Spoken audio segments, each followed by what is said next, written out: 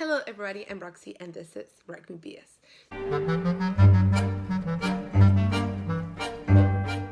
Today I bring you my February wrap-up.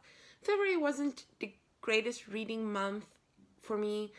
In terms of finishing books, I read a lot, but I had issues sticking to one book, so I just sort of dipped in and out of many things. And also I read lots of internet articles and essays. For that reason, I didn't read as many books. Still, it was a great month content-wise, so let's get on with it. Let's start with a DNF. Yes, a DNF of a book I haven't picked up since February of last year, and that is Villa America by Lisa Klausman. This is a book of historical fiction about the Gerards, an American marriage who moved to Paris, and they had a villa in the French Riviera, and they were very close to all the wonderful artistic celebrities from the so-called lost generation in Paris. This sounded great. It came in a subscription box, and I was very excited to read it because I love the 20s whole nostalgia vibe. Midnight in Paris is my favorite movie of all time, so right up my alley.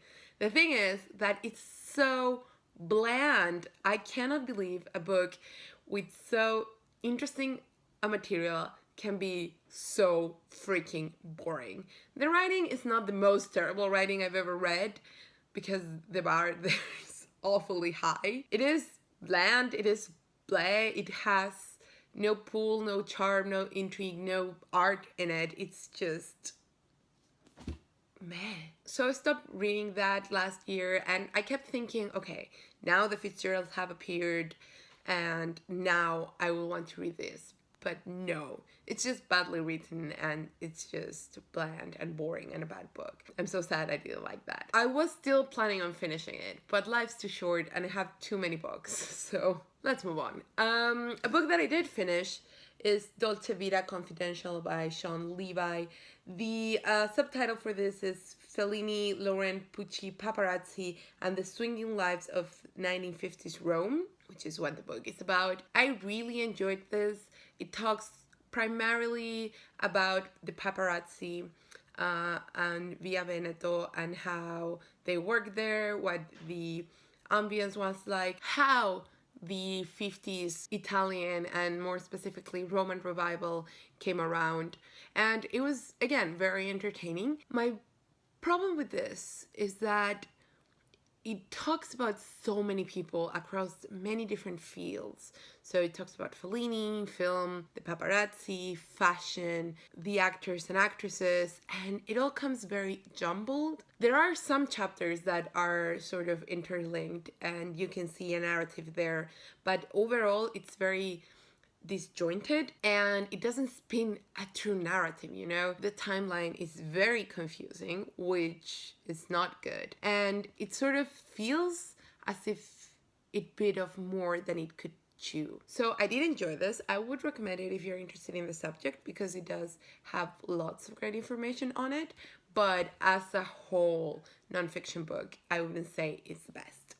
Then a teeny tiny book that I loved so much, The Uncommon Reader by Ellen Bennett. This is a short story I got at Hatcher's last year, and it's all about the queen becoming addicted to reading and the consequences that has in her life and in her reigning, and it's just fabulous.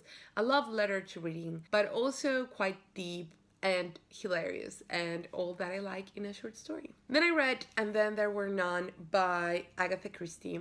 This is, I think, the most sold mystery novel of all time. I'm sure Agatha Christie holds that record. I don't remember what book it is. This is about 10 strangers being together in an island and suddenly they start dying off one by one. You have to suspend your disbelief a bit when it comes to the reasons these strangers are there in the island. Like some of them, as they appear in the book, are kind of a stretch. I'm watching the BBC adaptation now and I feel like they do a much better job of explaining that because it's a 3-part series. This is very short and there are 10 characters in this. So it's kind of hard to go deep into to all of these characters, so she doesn't. However, the mystery is so well done. At the beginning, there is a very short note by Agatha Christie where she talks about the challenge that creating such a close environment mystery was, how she wanted it not to become too cliche or too cheesy or too unbelievable, and she succeeded. She's so great. The characters are very memorable, but it got me a while to get into the novel because at the beginning all the characters were sort of there and there wasn't much space to talk about them. And so I didn't feel truly engaged until sort of halfway there. Then I'm going to only briefly mention this book because I'm presuming not a lot of you care. But I also finished Cognitive Grammar in Stylistics, A Practical Guide by Harrison and Giovanelli. I'm an undergrad in university. I'm in my senior year, and my current area of research is cognitive stylistics, which is basically analyzing literary texts using cognitive grammar and cognitive linguistics to do so. I am writing my first academic article to publish in an undergrad magazine. That makes me very nervous, but I'm also very excited. I'm about to finish it, and I bought this book, my first bought ebook. I'm not joking, because I desperately needed it. It was actually really, really good. It's a good way to start if you're interested. It is academic, but it also has lots of exercises. Again, like if you're looking for that sort of thing, it's a really good resource. Then I finished In Cold Blood by Truman Capote. This is, of course, the true crime nonfiction classic. And this is about the Clutter family murders and murderers that occurred, I believe, in 1959. So basically, 4 members of a family that was very well liked and respected in a very quiet community were found slaughtered for like $40. They did find the guys and they did try them. Let's begin with the writing. Let's get that out of the way. It's very, very good. Truman Capote can write, and I want to read more by him. He has this talent to just, first of all, weave a narrative that is not that interesting and really put a spin on it so it becomes compelling. His style is also very elegant, very glamorous. I cannot wait to read more by him. That's the thing. This is real life, so we understand that real life doesn't work like fiction. So it's a hard thing to do. I think Capote does it well. He does go on tangents sometimes, but when he comes back from the tangent, you get it. You say like, all right, I see you where you were doing. I'm satisfied. However, there has been a lot of controversy surrounding this book, and we cannot ignore it when we talk about nonfiction. This is supposed to be very embellished, and even without consciously knowing of the scandalous nature or the embellishments, you can tell that the conversations he recounts here are either false or they were recounted to him by other people. So he tells them as true narrative, but probably they were very embellished, or even unconsciously. You know, we cannot tell an objective truth. That is impossible because all our memories are filtered through our own bias. I feel like this is a book that couldn't be written today in the same way. There was also controversy regarding how he painted the murderers and how someone else wanted to publish a book about this, but he blocked that. I don't remember who that was. But if you have all those things in mind and you are ready to go deeper than just face value, this is a fascinating book. And more than that, it's just moving. Truman Capote, again, can spin a tale, he can move you, he can take you there, and it's wonderful. So those are the books that I finished or DNF'd. Now let's move on to the books that I'm currently reading, the first of which I don't have here, and that is Fingersmith by Sarah Waters. Sarah Waters is a very beloved historical fiction author. I thought I was going to love her because she writes of time periods I very much love, with queer components, mainly female queer components. So I thought that was my jam, you know? But here's the thing, she's not that good a writer. And they say Fingersmith is her best book. So she's not a terrible writer, but there's nothing special about the way she writes. She just tells you things. I personally think she's kind of tedious, but even without that, I just think is meh. Now, this is about a young woman who goes to serve as a maid to another young woman. She's confabulating with a guy who wants to marry her in order to take her place after they are married. So they have her fortune and they want to send the rich girl to the asylum. That is the plan. It begins with the first person narrative of Susan, the woman who wants to rob her. And then there is a plot twist, which is actually quite good.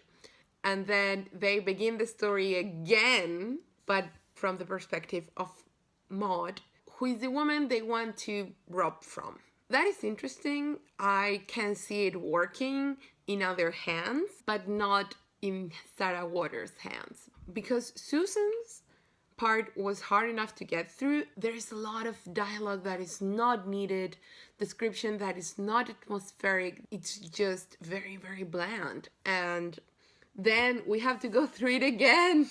The only reason I haven't DNF'd it is I want to watch The Handmaiden. Now, I thought The Handmaiden was quite different, but I talked with my friend who has watched that movie, and she said that it's pretty much the same, but there are more twists coming, so I'm holding out for those. If the story doesn't get interesting soon, though, I am going to DNF this. Okay, very quickly, I'm also still going through the best American science and nature writing. If you want to know more about that, you can check out my January wrap-up, link down below, and also the ABC of Opera by Eckhard van den Hoogen. I just found out that this is not translated into English, which to me is very weird. A Pale View of Hills by Kazuo Ishiguro. This is, I believe, his debut novel. I bought this on a whim while I was in Recife. It deals with a mother whose daughter has committed suicide. Kind of not very recently, but still recent. So I believe it's 1 year to 6 months. She is an expat. She lives in England, but she reminisces of her time in Japan and she thinks back to her relationship with a very strange woman. It's very mysterious so far. I'm only 3 chapters in, so I'm not sure how this will evolve. It's very quiet. I've also read by Kazuo Ishiguro, an artist of the floating world, and it was also very quiet, and also you didn't really understand the destination until you got there, but I really appreciated that book. I really, really loved it. And so I am enjoying this. It's just hard to talk about it because I don't know what is going on yet. Also, by the way, I'm sorry if you now can hear music.